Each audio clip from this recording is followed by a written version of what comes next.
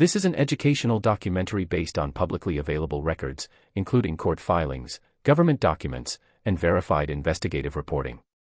It examines the institutional design and federal oversight of the United States' most restrictive correctional facility, focusing on policy, infrastructure, and documented outcomes rather than individual acts. According to federal records, a single prison in southern Colorado was purpose-built to address a specific governance problem. How a national prison system manages individuals assessed as presenting exceptional security risks while maintaining constitutional and statutory obligations. This documentary analyzes how the facility operates, why it was created, and what public oversight reveals about its role within the federal correctional system. This documentary provides a factual, system-focused examination of the administrative maximum security prison in Florence, Colorado. Drawing exclusively on publicly documented sources, it explores the policy rationale, architectural design, and operational framework behind the facility, along with the oversight mechanisms that govern its use. The focus remains institutional and analytical, emphasizing how federal correctional control functions at its most restrictive level. This documentary is an educational adaptation based on publicly documented events. Some names, locations, and details have been altered for clarity and privacy. Origins, mandate, and federal design logic. The facility, commonly known as ADX Florence, occupies a remote stretch of high desert in Fremont County, Colorado, several miles outside the small city of Florence. Officially designated as the United States Penitentiary Administrative Maximum Facility, it represents the highest security classification within the federal prison system. According to the Federal Bureau of Prisons, its creation was not the result of a single incident but rather the culmination of decades of institutional assessment regarding inmate management, internal security failures, and the limits of existing high-security prisons. To understand why this institution exists, it is necessary to examine the federal correctional system as a whole. The Federal Bureau of Prisons oversees facilities ranging from minimum security camps to high-security penitentiaries. Prior to the 1990s, the most secure environments available were so-called USP facilities, United States penitentiaries, designed to house individuals convicted of serious federal offenses. However, according to Department of Justice reviews and congressional testimony, these institutions were not intended to manage a small subset of inmates who, even while incarcerated, continued to orchestrate violence, direct criminal networks, or repeatedly breach internal security controls. Publicly available court records and government audits from the 1970s and 1980s document a series of internal incidents within federal prisons that raised systemic concerns. These reports describe situations in which inmates used communication channels, physical proximity, or staff vulnerabilities to exert influence beyond prison walls. In response, the Bureau of Prisons experimented with segregation units and control blocks within existing prisons. Facilities such as Marion, Illinois, operated under prolonged lockdown conditions, which, according to subsequent reviews, were administratively effective but legally and ethically contentious. By the late 1980s, the Department of Justice concluded, based on internal memoranda later cited in litigation, that ad hoc solutions were insufficient. The agency required a purpose-built institution designed from the ground up to minimize unsupervised contact, control movement, and restrict communication, while still operating within federal constitutional standards. This assessment led directly to the planning of what would become ADX Florence. The location selection itself was a matter of documented federal process. Florence, Colorado, already hosted multiple federal and state correctional facilities, creating what local government records describe as an established corrections cluster. The region's geography, isolated, sparsely populated, and climatically severe, was considered operationally advantageous. According to Bureau of Prisons planning documents, remoteness reduced external security risks and simplified perimeter control, while proximity to existing infrastructure lowered construction and staffing costs. Construction of the facility began in the early 1990s and concluded in 1994. Federal procurement records show that the design emphasized redundancy, durability, and surveillance integration. Reinforced concrete, narrow sight lines, and self-contained housing units were chosen to reduce both structural vulnerabilities and the need for frequent inmate movement. Each design choice reflected a specific policy objective: limit opportunities for coordination, ensure staff safety, and maintain continuous observation capability. From an architectural perspective, ADX Florence differs substantially from conventional prisons. Public descriptions released by the Bureau of Prisons indicate that housing units are composed primarily of single-occupancy cells. These cells include integrated sanitation, controlled lighting, and solid doors with narrow windows. The intent, according to official statements, was to allow inmates to remain within a secure environment for extended periods without requiring routine interaction. Critically, the federal mandate for ADX Florence was never framed as punitive isolation for its own sake. According to policy manuals and court filings, the institution was designed as a management tool for individuals assessed through a formal classification process. Placement decisions are reviewed administratively and, in some cases, judicially. Inmates assigned to ADX Florence typically arrive after documented histories of serious institutional misconduct or demonstrable security risks that cannot be mitigated elsewhere. Oversight of this process has been a recurring subject of litigation and public scrutiny. Federal court cases filed since the facility's opening have challenged conditions of confinement, placement criteria, and mental health protocols. In response, the Bureau of Prisons has periodically revised its policies, introducing step-down programs and expanded clinical assessments. These changes are documented in consent decrees and settlement agreements that remain part of the public record. Understanding ADX Florence also requires contextualizing it within broader debates about incarceration, constitutional law, and federal authority. The Eighth Amendment's prohibition against cruel and unusual punishment, along with due process requirements under the Fifth Amendment, form the legal backdrop against which the facility operates. Courts have consistently held that extreme security measures are permissible when justified by legitimate penological interests, provided that procedural safeguards are observed. This legal framework has shaped everything from cell design to review timelines. The surrounding community of Florence has played a parallel role in the facility's history. Local economic reports indicate that federal prisons constitute a significant source of employment in the region. At the same time, community engagement records show ongoing dialogue between residents, local officials, and federal administrators regarding safety, transparency, and emergency preparedness. While the prison operates largely out of public view, its presence is an integral part of the local institutional landscape. From a federal perspective, ADX Florence serves as both a containment solution and a symbolic endpoint within the prison system. Bureau of Prisons officials have described it, in public testimony, as a facility of last resort. This characterization is supported by classification data showing that only a small fraction of the federal inmate population is ever assigned there. The rarity of placement underscores the institution's specialized role. At the policy level, ADX Florence embodies a particular philosophy of control, that the highest-risk individuals can be managed through environmental design and procedural rigor rather than constant physical force. According to training materials and oversight reports, staff interactions emphasize routine, predictability, and documentation. Every movement, from meal delivery to recreation, follows standardized protocols intended to reduce uncertainty and discretionary variation. This approach has generated both support and criticism. Proponents argue that the facility has successfully prevented serious incidents within its walls and curtailed the ability of certain inmates to direct external criminal activity. Critics, citing psychological research and advocacy reports, question the long-term effects of extreme isolation.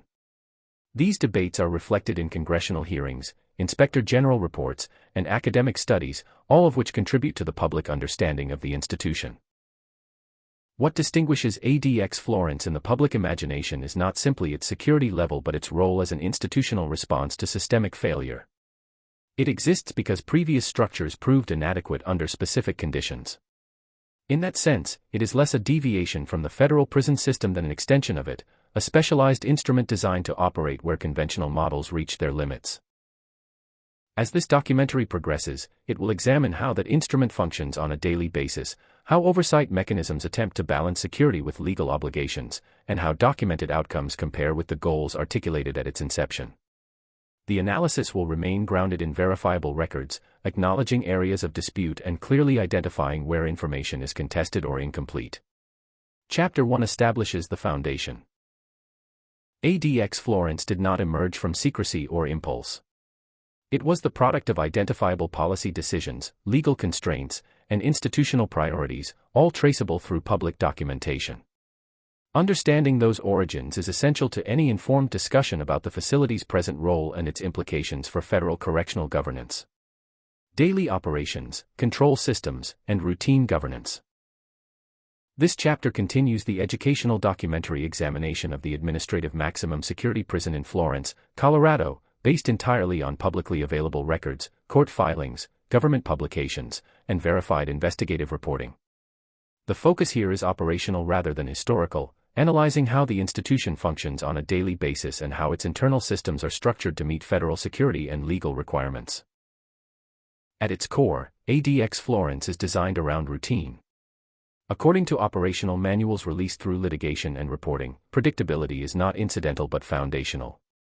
The facility operates on tightly regulated schedules that govern every aspect of daily life, from lighting cycles to meal delivery. These routines are intended to reduce uncertainty for both staff and inmates, which federal administrators have identified as a key factor in maintaining institutional stability.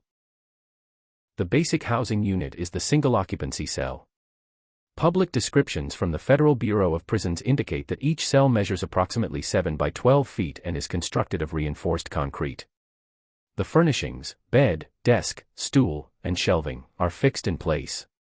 A combination sink and toilet unit is integrated into the cell, reducing the need for movement outside the housing area. These design features reflect a deliberate operational philosophy. Minimize physical transfers while preserving basic living functions. Cell doors are solid, with narrow windows that allow observation without facilitating communication between adjacent cells. According to court records, food is delivered through slots in the doors, and most routine interactions occur without face-to-face contact. This method has been cited in federal testimony as a means of reducing both confrontation and contraband exchange. Surveillance cameras cover corridors, common areas, and exterior spaces, creating what Oversight reports describe as near-continuous visual monitoring.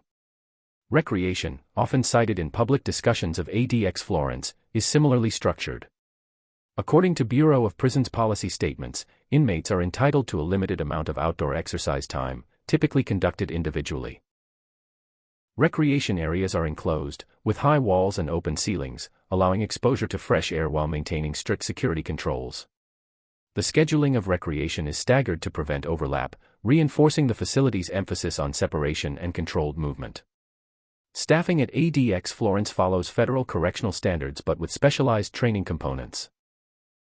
Public employment records and union agreements indicate that correctional officers assigned to the facility receive additional instruction in crisis management, mental health awareness, and procedural documentation. The emphasis on documentation is particularly notable. Every interaction, deviation from routine, or use of force is subject to reporting requirements that can be reviewed internally and, if necessary, externally through litigation or oversight bodies. Medical and mental health services operate within this same controlled framework. According to publicly released settlement agreements, ADX Florence maintains on-site medical personnel, including clinicians trained in correctional mental health. Inmates undergo regular evaluations, and treatment plans are documented in accordance with federal standards. However, the delivery of care occurs within security constraints that differ markedly from those in lower security institutions. Appointments often take place through secure barriers or within controlled clinical spaces. The balance between security and care has been a focal point of legal scrutiny. Several federal lawsuits have alleged that conditions at ADX Florence exacerbate mental health issues. In response, the Bureau of Prisons has implemented policy changes, including enhanced screening prior to placement and expanded access to mental health programming. These reforms are detailed in court-approved agreements and subsequent compliance reports, which remain part of the public record. Communication is another tightly regulated domain. According to Bureau of Prisons regulations, inmate correspondence is monitored, and telephone access is limited. These restrictions are justified, in official policy statements, as necessary to prevent the coordination of external criminal activity. At the same time, federal law requires that inmates retain access to legal counsel and the courts. As a result, privileged communications with attorneys are protected under specific procedures designed to preserve confidentiality. Mail screening processes, described in oversight reports, involve both automated and manual review systems. Non-privileged correspondence is examined for prohibited content, while legal mail follows separate handling protocols. These procedures have been the subject of judicial review, with courts generally upholding them as constitutionally permissible when properly implemented. Religious practice within ADX Florence illustrates another aspect of operational complexity. According to Bureau of Prisons policy, inmates are entitled to reasonable opportunities for religious observance. In a maximum security context, this often means individualized accommodations rather than congregate services. Chaplaincy programs operate under security restrictions, providing materials and counseling in controlled formats. Litigation records show that disputes over religious accommodations have occurred, leading to policy clarifications and, in some cases, court-ordered adjustments. The internal classification system governs progression within the facility. Publicly available Bureau of Prisons documents describe a step-down program that allows certain inmates to earn increased privileges or transfer to less restrictive environments over time. Participation is contingent on sustained compliance with institutional rules and positive behavioral assessments. This system is intended, according to federal administrators, to provide incentives for adjustment and to align confinement conditions with individualized risk assessments. Oversight mechanisms are layered. Internally, ADX Florence is subject to regular audits and inspections conducted by the Bureau of Prisons. Externally, the Department of Justice's Office of the Inspector General has authority to review operations and investigate complaints. Additionally, federal courts play a significant role through the adjudication of inmate lawsuits, which often result in detailed findings about conditions and practices. Transparency, while limited by security concerns, is not entirely absent.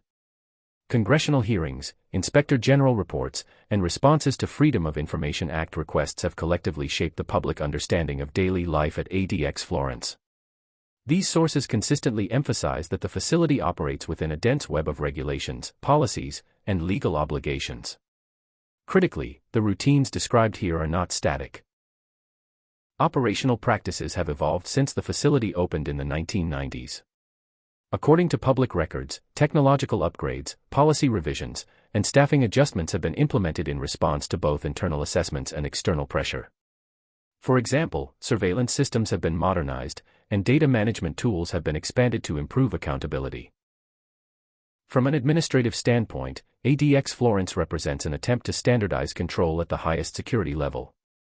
The facility's reliance on routine, documentation, and architectural containment reflects a broader federal correctional strategy, reduce reliance on discretionary judgment in favor of procedural consistency.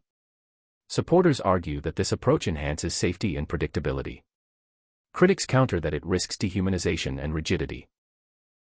These competing interpretations are evident in the language of official reports and advocacy publications. Government documents tend to frame operations in terms of risk management and compliance, while civil rights organizations focus on lived experience and long-term impacts. Both perspectives draw on publicly documented facts, underscoring the complexity of evaluating an institution like ADX Florence. Importantly, daily operations cannot be understood in isolation from broader legal and social contexts. Federal prisons operate under constant judicial oversight, and ADX Florence is no exception. Every operational decision, from meal schedules to mental health protocols, exists within a framework shaped by constitutional law, federal statutes, and evolving standards of decency as interpreted by the courts. For staff, routine serves as both a safety mechanism and a professional mandate. Training materials emphasize adherence to procedure as the primary defense against error and misconduct. Deviations from established protocols are treated seriously, subject to investigation and disciplinary action. This culture of procedural compliance is repeatedly highlighted in Inspector General evaluations. For inmates, routine defines the lived experience of confinement. Publicly available accounts describe days structured around fixed schedules, limited sensory variation, and minimal social interaction. While these conditions are lawful under current interpretations, they remain the subject of ongoing debate within legal and academic circles. Chapter 2 demonstrates that ADX Florence is not defined solely by its physical structure but by the systems that animate it. Control is exercised through schedules, policies, and documentation as much as through walls and barriers. Understanding these daily operations is essential to evaluating the institution's effectiveness and its alignment with federal correctional objectives. As the documentary continues, the next chapter will examine oversight, litigation, and documented controversies, exploring how external scrutiny has shaped the evolution of ADX Florence and what public records reveal about accountability at the highest level of prison security. Oversight, litigation, and the limits of federal authority. This chapter examines how ADX Florence has been scrutinized, challenged, and reshaped through formal oversight and litigation. The analysis is based exclusively on publicly available court records, Inspector General reports, congressional testimony, and verified investigative journalism. Rather than focusing on individual cases as narratives, this chapter evaluates how external review mechanisms function when applied to the most restrictive environment in the federal prison system. From its inception, ADX Florence operated within a legal paradox that is documented across decades of filings. It was designed to impose maximum control, yet it exists within a constitutional system that places limits on state power. This tension has made the facility one of the most frequently litigated institutions in federal corrections, not because of secrecy, but because its conditions test the outer boundaries of lawful confinement. Oversight begins internally, but internal review has never been the sole mechanism of accountability. According to Department of Justice documentation, ADX Florence is subject to periodic inspections by compliance units within the Federal Bureau of Prisons, as well as audits conducted by the Department of Justice Office of the Inspector General. These reviews assess adherence to policy, staff conduct, and the implementation of medical and mental health standards. Inspector General reports released to the public describe a facility that is procedurally dense. They note extensive documentation, layered approval processes, and a heavy reliance on written justification for placement decisions and continued confinement. While some reports have identified deficiencies, particularly in areas related to mental health monitoring, they also emphasize that ADX Florence operates under closer formal scrutiny than most federal prisons due to its classification. Litigation has been the most visible form of external oversight. Federal courts have heard numerous cases challenging conditions at ADX Florence, particularly under the Eighth Amendment, which prohibits cruel and unusual punishment, and the Fifth Amendment, which guarantees due process. These cases do not arise from a single legal theory but from a range of claims, including prolonged isolation, access to medical care, and procedural fairness in placement decisions. One of the most significant patterns in these cases is the court's reluctance to categorically condemn the facility's existence.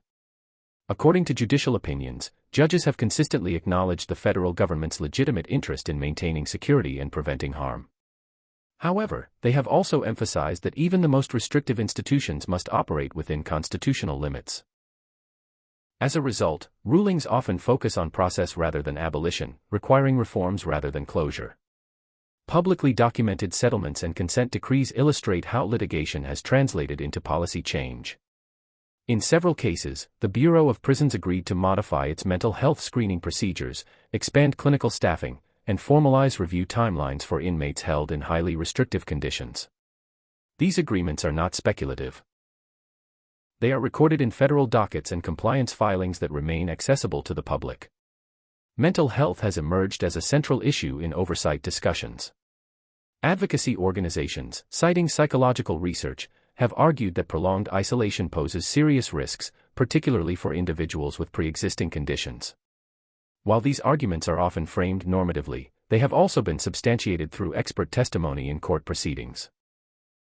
In response, federal judges have required the Bureau of Prisons to demonstrate that it identifies vulnerable individuals and adjusts confinement conditions accordingly. The Bureau of Prisons' defense, as articulated in court records, has consistently emphasized individualized assessment. Officials argue that placement at ADX Florence is not automatic or permanent, but subject to ongoing review. They point to step-down programs and periodic evaluations as evidence that confinement conditions can change over time. Courts have generally accepted this framework, provided that reviews are meaningful and documented. Another area of litigation involves access to the courts themselves. Federal law guarantees inmates the ability to pursue legal claims, and restrictions at ADX Florence have been challenged when they are alleged to interfere with that right. Court rulings in this area have required the facility to maintain adequate legal resources, protect attorney-client communications, and ensure that security measures do not effectively bar legal redress. Transparency, while constrained by security considerations, has also been shaped by litigation. Freedom of Information Act requests, often filed by journalists and advocacy groups, have resulted in the release of redacted policies, training materials, and statistical summaries. These documents provide insight into operational practices without compromising security-sensitive details. The existence of such disclosures underscores that ADX Florence, despite its isolation, is not beyond public accountability. Congressional oversight has played a more episodic but still relevant role. Hearings on federal prison conditions have periodically included testimony about ADX Florence, particularly in the context of broader discussions on solitary confinement and criminal justice reform. Transcripts from these hearings show lawmakers grappling with the same tension faced by the courts: how to reconcile public safety with evolving standards of humane treatment. It is important to note that not all allegations raised against ADX Florence have been substantiated. Courts have dismissed claims that lacked evidentiary support, and some high-profile criticisms rely on anecdotal accounts rather than verified findings. This documentary distinguishes clearly between confirmed judicial outcomes and unresolved or disputed assertions, labeling the latter accordingly. The cumulative effect of oversight and litigation has been incremental rather than revolutionary. ADX Florence today is not identical to the institution that opened in the 1990s. According to public records, policies governing mental health care, review procedures, and transitional programs have been revised multiple times. These changes reflect a dynamic process in which external pressure influences internal governance. From an institutional perspective, ADX Florence serves as a case study in how extreme security environments are regulated within a constitutional democracy. It demonstrates that even facilities designed for maximum control are embedded in legal systems that permit challenge, demand justification, and impose limits. The existence of litigation is not evidence of failure alone, it is also evidence of functioning legal oversight. At the same time, the persistence of legal challenges indicates unresolved questions. Courts have not produced a definitive consensus on the long-term use of extreme isolation, and standards continue to evolve. International human rights frameworks, while not binding on U.S. courts, have influenced academic and policy debates, adding another layer to the conversation. Chapter 3 establishes that ADX Florence operates under continuous external observation, not secrecy. Its policies are contested, its practices examined, and its authority constrained by law. The facility's endurance reflects not the absence of oversight, but the outcome of repeated legal determinations that it serves a narrowly defined federal purpose when properly regulated. The next chapter will move beyond formal oversight to examine public perception, media representation, and the gap between documented reality and popular understanding. It will analyze how ADX Florence has been portrayed, how those portrayals compare with verified records, and why this institution occupies such a distinct place in public discourse. Public perception, media representation, and documented reality. This chapter examines how ADX Florence has been represented outside official records and how those representations compare with verifiable documentation. The analysis is grounded in publicly available journalism, court filings, government statements, and academic research. Where claims extend beyond confirmed evidence, they are clearly identified as interpretive, disputed, or unconfirmed. The goal is not to assess intent, but to understand how perception forms around a highly restricted federal institution. Unlike most correctional facilities, ADX Florence exists simultaneously as a functioning prison and as a symbolic construct within public discourse. According to media studies examining crime reporting in the United States, institutions that operate largely out of public view often become condensed into simplified narratives. In the case of ADX Florence, those narratives tend to emphasize extremity, maximum security, maximum restriction, maximum control. Often without proportional attention to administrative nuance or legal context. Mainstream reporting on ADX Florence has been episodic rather than continuous. Coverage typically spikes around litigation, policy reform debates, or the transfer of particularly well-known inmates, then recedes for extended periods. Content analyses of national newspapers show that articles frequently rely on descriptive shorthand, such as, "the most secure prison in America," a phrase that appears repeatedly across outlets. While factually defensible in a technical sense, such shorthand can obscure the institutional specificity that defines daily operations. Documentaries and long-form journalism have played a significant role in shaping public understanding. Some productions focus on architectural design and security engineering, drawing on interviews with former officials and publicly released schematics. Others emphasize civil liberties concerns, foregrounding expert commentary on isolation and mental health. Both approaches are grounded in real source material, but they select different aspects of the record to highlight. A recurring issue identified by media scholars is the conflation of ADX Florence with informal notions of punishment severity. According to academic reviews, the facility is often portrayed as a terminal destination rather than as one component within a classification continuum. Public records, however, indicate that placement is subject to review and that transfer out of ADX Florence does occur under defined conditions. The discrepancy between perception and documentation contributes to misunderstanding about the facility's permanence and purpose. Popular culture has further amplified symbolic interpretations. Fictionalized portrayals in film and television, while not sources of factual information, influence audience expectations. These portrayals frequently exaggerate conditions or compress multiple institutional features into a single narrative device. Although such depictions are not presented as documentary, their cumulative effect shapes baseline assumptions that viewers bring to real-world discussions. Journalistic standards require attribution, but even accurate reporting can create distorted impressions through emphasis. For example, investigative articles often focus on outlier cases because they are newsworthy. While these cases are documented and legitimate subjects of scrutiny, they do not necessarily represent typical operational patterns. According to corrections scholars, this selection bias is common across coverage of closed institutions. Public advocacy organizations have also shaped discourse. Reports issued by civil rights groups draw heavily on court filings, expert testimony, and first-person accounts. These documents aim to influence policy by highlighting potential harms and advocating reform. While many of their claims are substantiated by litigation outcomes, others remain contested by federal agencies. The existence of disagreement does not invalidate either position, but it underscores the importance of distinguishing adjudicated findings from advocacy arguments. Government communication has been comparatively restrained. Statements issued by the Federal Bureau of Prisons tend to emphasize compliance, security outcomes, and procedural safeguards. These statements rarely engage directly with symbolic narratives, focusing instead on statutory authority and internal policy.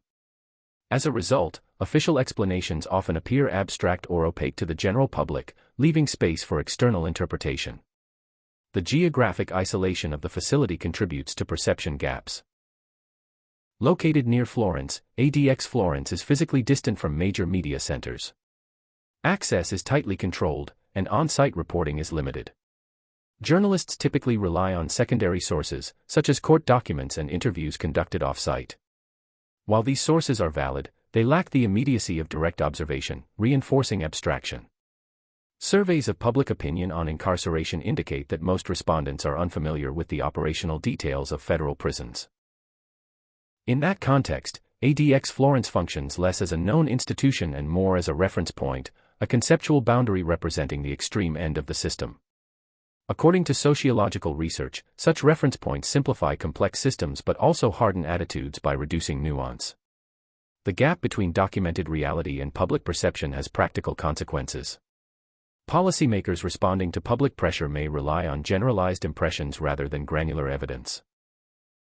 Conversely, federal administrators may underestimate the impact of symbolic narratives on legitimacy and trust. Scholars of public administration note that institutions operating at the margins of visibility face unique challenges in aligning technical accuracy with public understanding. Importantly, not all public perception is inaccurate. Many widely cited characteristics of ADX Florence, single-cell housing, restricted movement, high levels of surveillance, are well documented in public records. The issue is not fabrication, but proportion.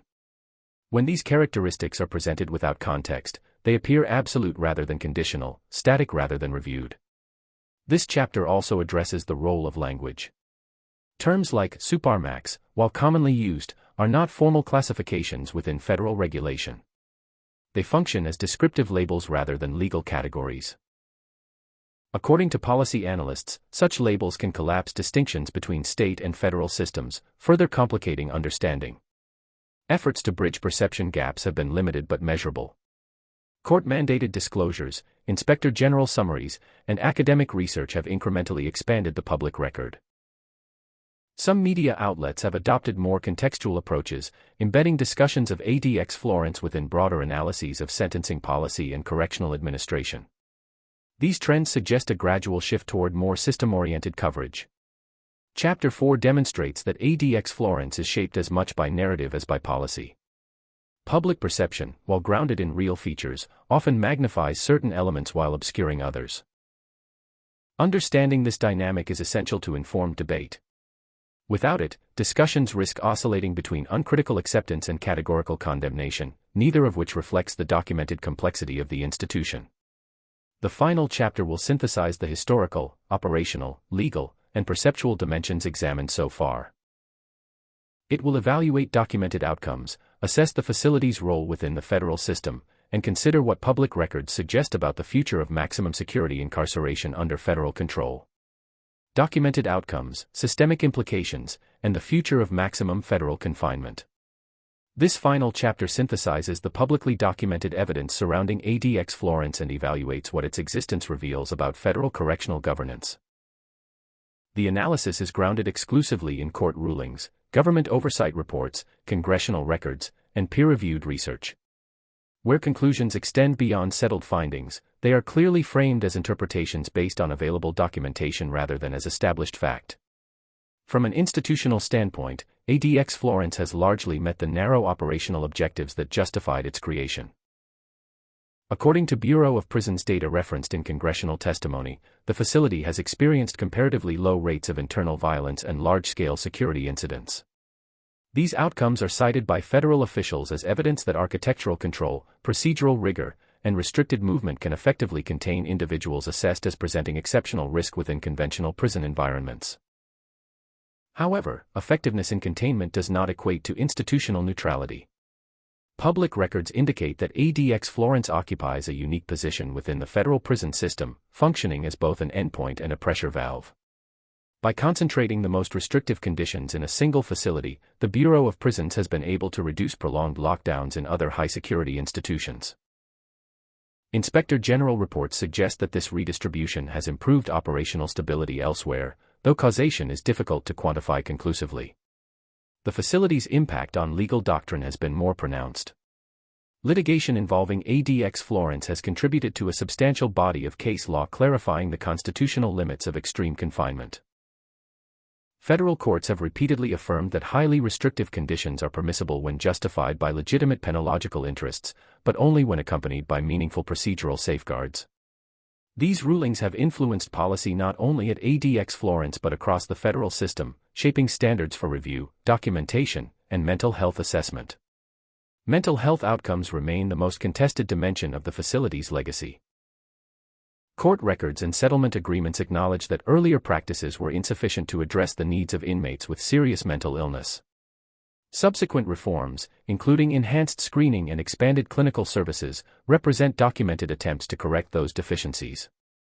Whether these measures fully mitigate long-term psychological effects is an open question, one that continues to be examined in academic research and monitored through compliance reporting. From a fiscal perspective, ADX Florence represents a significant investment. Public budget documents indicate that per-inmate costs at the facility exceed those of other federal prisons due to staffing ratios, security infrastructure, and specialized services. Supporters argue that these costs are justified by the prevention of broader systemic disruption. Critics counter that long-term expenditures raise questions about sustainability, particularly as sentencing practices evolve. The existence of ADX Florence also reflects broader trends in criminal justice policy. During the late 20th century, federal sentencing reforms and expanded criminal statutes increased the number of individuals serving long sentences for serious offenses. The facility emerged as a response to that expansion, addressing a specific subset of cases. In recent years, legislative and judicial shifts toward sentencing reform have altered intake patterns, though publicly available data indicate that the need for high-security management has not disappeared. International comparison provides additional context. While the United States operates ADX Florence under domestic constitutional standards, other democracies have grappled with similar challenges using different models. Comparative studies cited in academic literature note that extreme isolation is less common elsewhere, but alternative approaches often rely on different legal frameworks and correctional cultures. These comparisons inform debate but do not dictate policy within the U.S. system. Looking forward, public records suggest that ADX Florence will continue to evolve rather than be dismantled. Bureau of Prisons policy updates emphasize ongoing review, data-driven assessment, and incremental reform. Congressional oversight remains intermittent but influential, particularly as public attention to incarceration conditions grows. Future litigation is likely to focus less on the facility's existence and more on the adequacy of its safeguards. One documented trend is the increasing role of transparency mechanisms. Although security constraints limit direct access, the cumulative effect of court disclosures, inspector general reporting, and scholarly analysis has expanded the public record. This growing body of documentation enables more informed evaluation and reduces reliance on speculation or symbolic narrative. At a systemic level, ADX Florence illustrates the capacity, and the limits, of institutional design as a solution to governance problems. It demonstrates that physical infrastructure and procedural control can address specific risks, but only within a broader framework of law, oversight, and accountability. The facility's endurance reflects not absolute authority, but negotiated authority, continuously tested and recalibrated through external review. For policymakers, the lesson is not binary. ADX Florence is neither a definitive success nor a categorical failure according to public records. It is a specialized instrument that performs a narrowly defined function, accompanied by ongoing controversy and adaptation. Any assessment that ignores either dimension risks oversimplification. For the public, understanding ADX Florence requires moving beyond shorthand descriptions. The documented reality is complex, shaped by legal mandates, operational constraints, and evolving standards. It is an institution defined as much by process as by outcome. This documentary has examined ADX Florence through 5 interconnected lenses: origin, operation, oversight, perception, and outcome. Each lens reveals a different aspect of federal correctional control at its most restrictive edge. Together, they form a composite picture grounded in verifiable evidence rather than assumption. As debates about incarceration continue, ADX Florence will remain a reference point, not because it is representative of the system as a whole, but because it exposes the questions that arise when security, law, and human governance intersect at their limits. The public record does not provide simple answers, but it does provide a framework for informed, accountable discussion. This concludes the documentary analysis based on publicly documented sources. Institution, record, and the question of control. As this documentary comes to a close, it is important to return to the frame that has guided every chapter. ADX Florence is not a story of spectacle, personalities, or dramatized events. It is an institutional record. Its significance lies not in myth or reputation, but in what it reveals about how a modern federal system confronts its most difficult governance challenges. According to publicly available records, ADX Florence exists because prior systems failed under specific conditions. It was not created to represent the federal prison system as a whole, nor to serve as a model for routine incarceration. It was designed to occupy a narrow space at the outer boundary of correctional control, where conventional structures repeatedly proved insufficient. That distinction matters, because without it, analysis collapses into generalization. Throughout this documentary, the focus has remained on documented policy, architecture, oversight, and outcomes. Court filings, inspector general reports, and congressional testimony consistently describe ADX Florence as a facility defined by process. Every placement decision, every restriction, and every review requirement exists because it has been justified, challenged, and refined within a legal framework. The institution does not operate on assumption, it operates on authorization. This does not mean that the system is static or resolved. Public records demonstrate that ADX Florence has changed, and continues to change, in response to litigation, oversight, and evolving standards. Policies governing mental health, review timelines, and transitional programming have been revised precisely because external mechanisms exist to test federal authority. In that sense, controversy surrounding the facility is not evidence of abandonment by the rule of law, but of its active presence. At the same time, documented reality shows the limits of institutional design. No architecture, no policy manual, and no procedural checklist can fully eliminate ethical tension when confinement reaches its most restrictive form. Federal courts have acknowledged this repeatedly, recognizing both the necessity of extreme control in limited cases and the obligation to continually reassess its human impact. That tension is not a flaw unique to ADX Florence, it is an inherent feature of governance under constraint. Public perception often seeks definitive conclusions. Is the facility justified or unjustified? Necessary or excessive? Effective or harmful? The public record does not support simple answers. What it supports instead is a layered understanding. ADX Florence is effective at containment according to federal data, legally constrained according to judicial review, financially costly according to budget records, and ethically contested according to ongoing litigation and scholarship. This complexity is precisely why the institution matters beyond its walls. ADX Florence functions as a reference point for how far a democratic system is willing to go in pursuit of security, and under what conditions it agrees to stop, revise, or retreat. Every lawsuit filed, every policy revision issued, and every oversight report published contributes to that boundary-setting process. Importantly, nothing about ADX Florence operates in isolation from the broader system.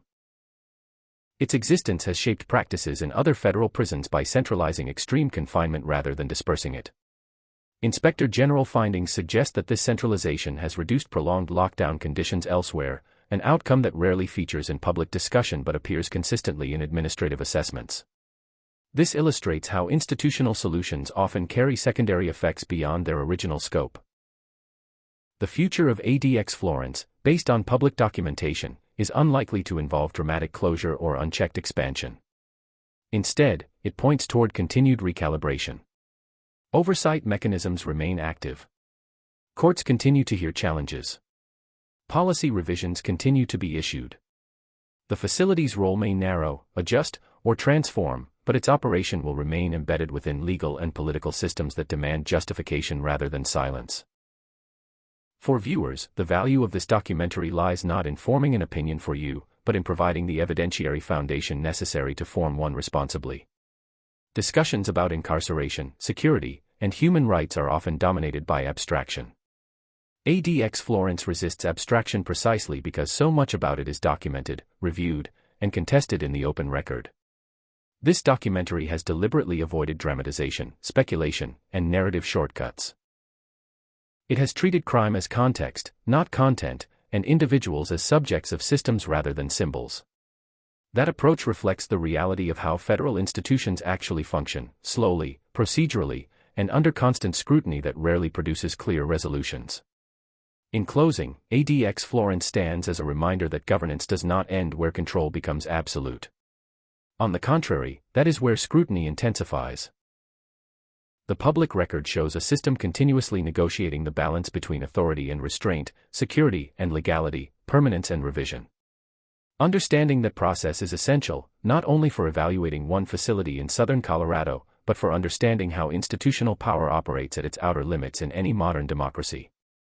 Continued reflection and institutional context. As the analysis continues beyond the formal conclusion, it becomes necessary to step back and examine what ADX Florence represents when stripped of labels, shorthand, and reputation. What remains, according to the public record, is not an anomaly but a governance response, one shaped by law, constrained by oversight, and repeatedly tested by challenge. In democratic systems, institutions rarely announce their own limits. Those limits are defined externally, through courts, legislatures, auditors, and the slow accumulation of precedent.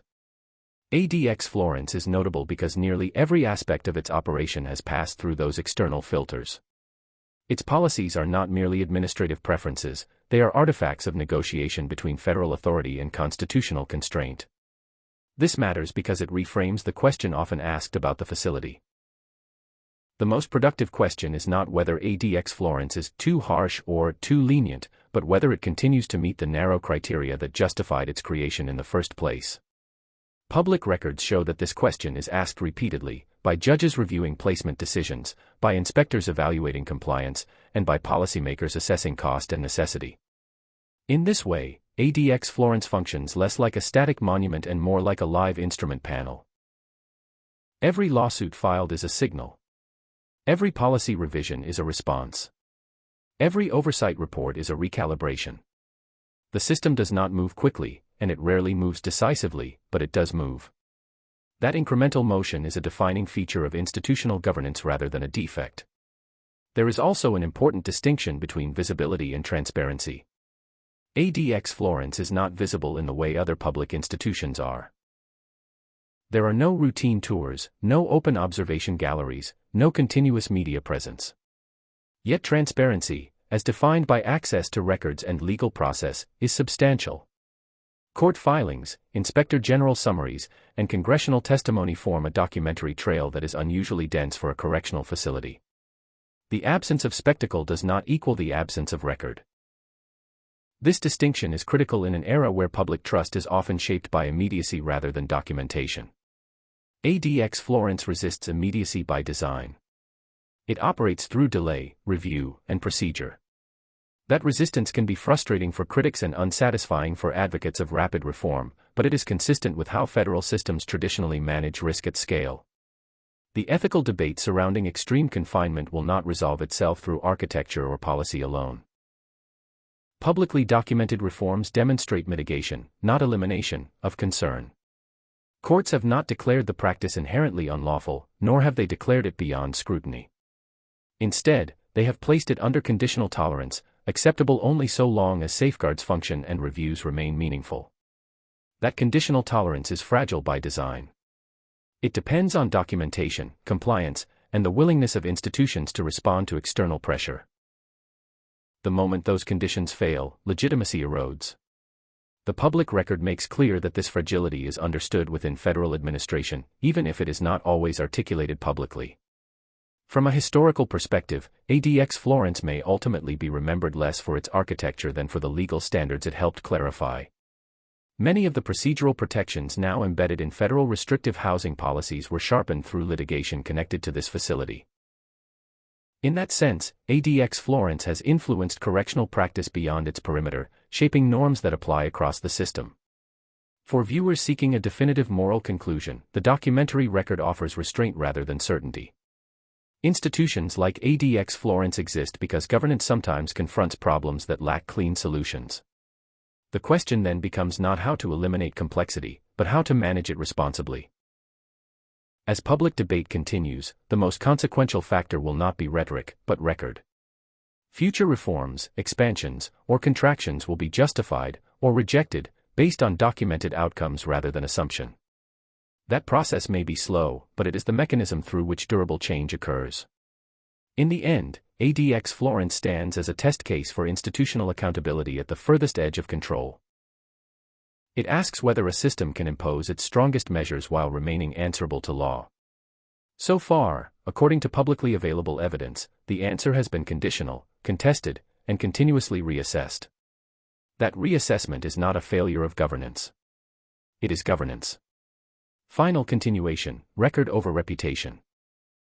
To continue this closing reflection, it is worth addressing why institutions like ADX Florence generate such durable attention long after the immediate policy decisions that created them. According to public scholarship on institutional power, extreme systems endure in public memory not because they are common, but because they sit at the edge of what a society permits itself to do. ADX Florence occupies that edge deliberately, by design, and under record. What distinguishes this facility in the historical record is not secrecy, but persistence under scrutiny.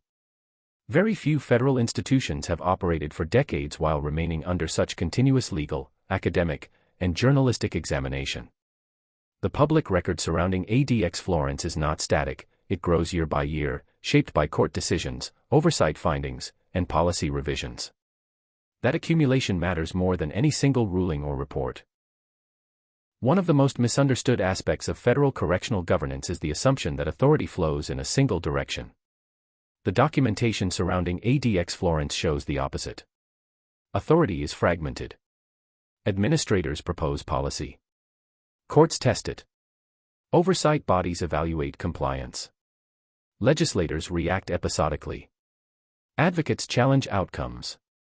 The result is not consensus, but constraint. The system advances through friction, not alignment. This friction is visible in the language of official documents. Bureau of Prisons memoranda emphasize risk management and procedural sufficiency. Judicial opinions emphasize proportionality and review. Inspector General reports emphasize compliance gaps and corrective action.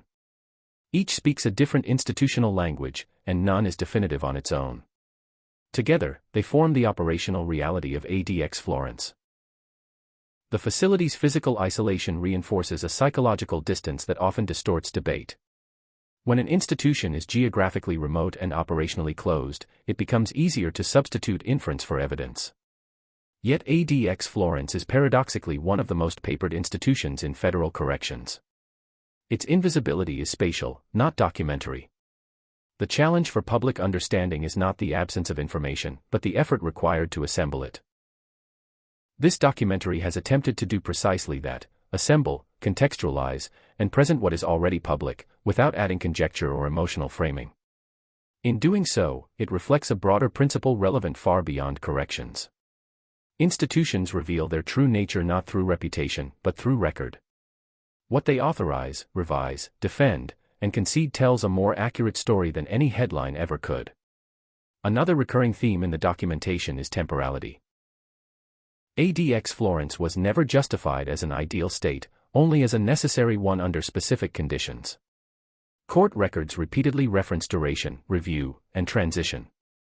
The legitimacy of extreme confinement, as articulated by federal judges, depends not on its intensity alone, but on whether it is time-bound, reassessed, and reversible in principle. That principle is critical. Systems that cannot imagine their own revision eventually lose legitimacy.